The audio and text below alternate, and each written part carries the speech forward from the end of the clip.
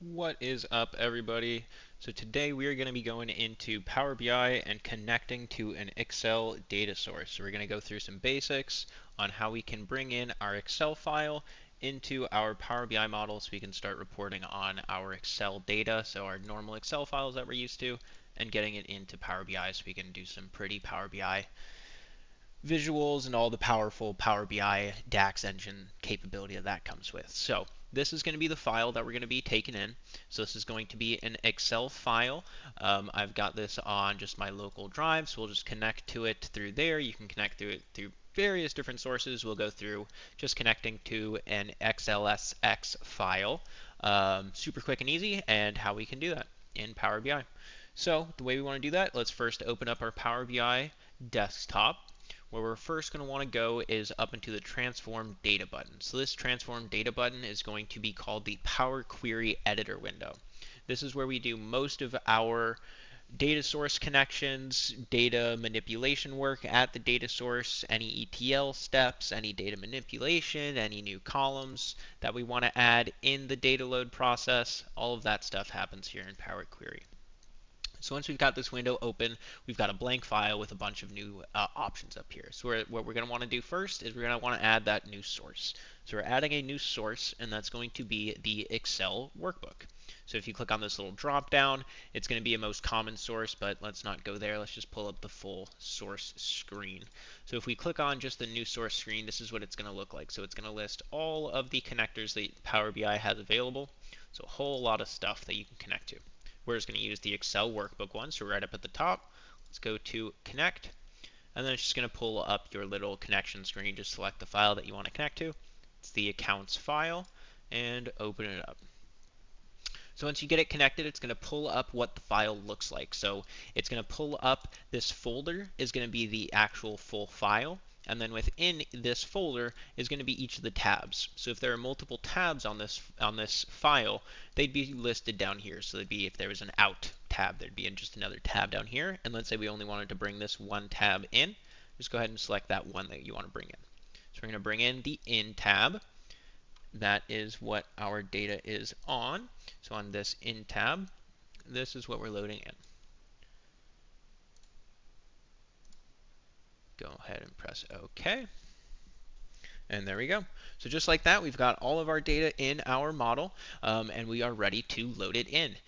Before you go ahead and load it in, some best practices that you can kind of get used to doing is right when you load the file in, some of the things that happen automatically are, for instance, headers get promoted, right? So let's say we get the file, we're connected to our file. This is the first step within our connection, right? So here we're connecting, and then whenever we pull the file in, our headers count as the first row.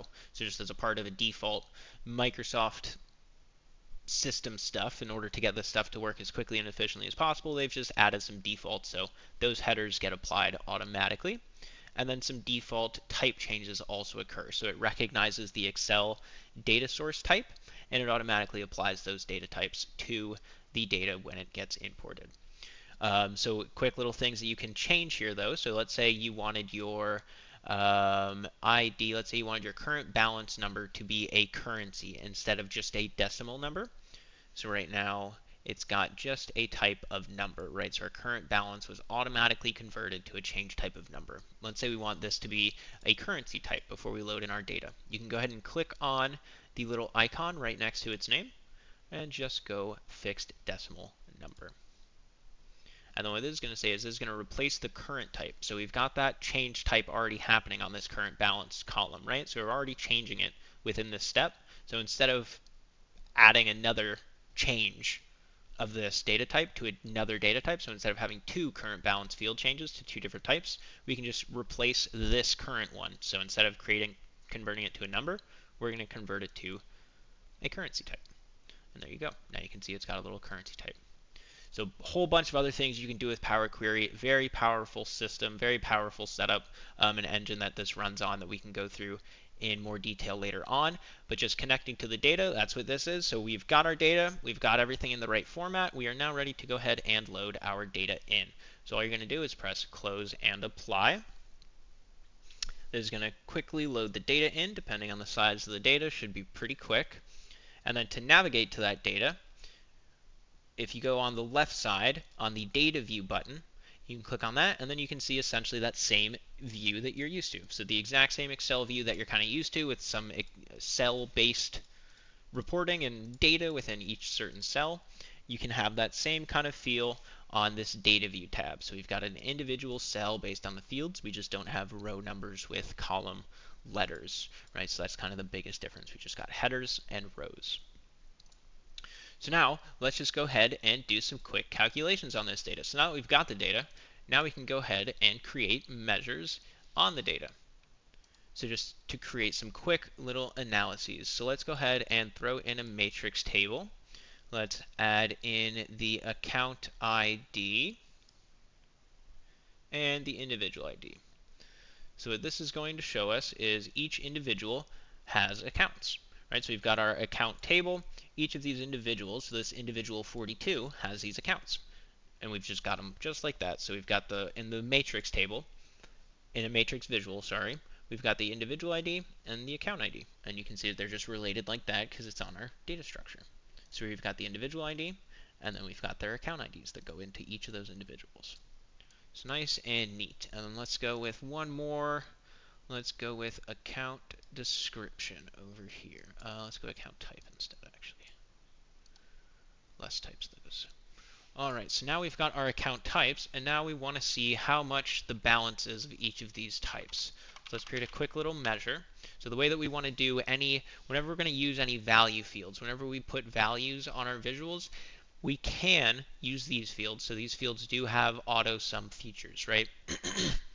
That is an option. However, it's not ideal, and it's just going into the DAX engine. Whenever we're doing some more complicated and in-depth measures, some of these default measures can get in the way. Some of these default sum values can get in the way. So the way I like to do values is I always like to create a new measure whenever I'm doing a value. So the way that you create a measure is click on that new measure button. So just on the home tab, there would be on the home ribbon, there's a measure in the calculation section. Just go ahead and push new measure. And then we're just going to do a total sum of our balances. So all we're going to do is a total balances calculation and just essentially do the same thing that this built-in calculation is doing, but in our own measure so that we have control over it. So sum total balances, and then we can drop that on. And so let me just take a copy of this real quick to show you that these are essentially the same thing as that default one, right?